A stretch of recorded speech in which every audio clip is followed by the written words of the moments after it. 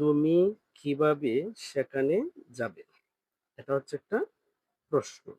তাহলে আমরা জানি প্রশ্ন করার ক্ষেত্রে ডব্লিউএস কোয়েশ্চেন এবং এস কোয়েশ্চেনের ২ টা গঠন আছে। এখানে যেহেতু কিভাবে যাবে ইয়েস অথবা নো দ্বারা উত্তর দেওয়া যায় না, তাহলে এটা হচ্ছে ডব্লিউএস কোয়েশ্চেন।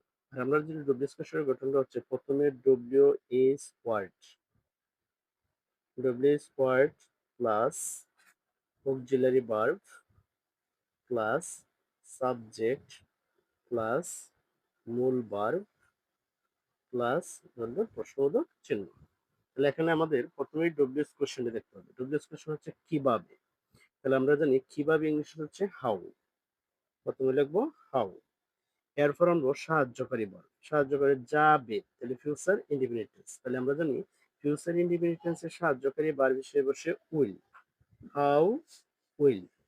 এরপর লিখবো সাবজেক্ট। সাবজেক্ট হচ্ছে এখানে তুমি। তুমি ইংলিশটা হচ্ছে ইউ। How will you. এরপর যাওয়া ইংলিশ হচ্ছে go. How will you go. সেখানে ইংলিশটা হচ্ছে দেয়ার। তাহলে তুমি কিভাবে সেখানে যাবে ইংলিশটা হচ্ছে how will you go there.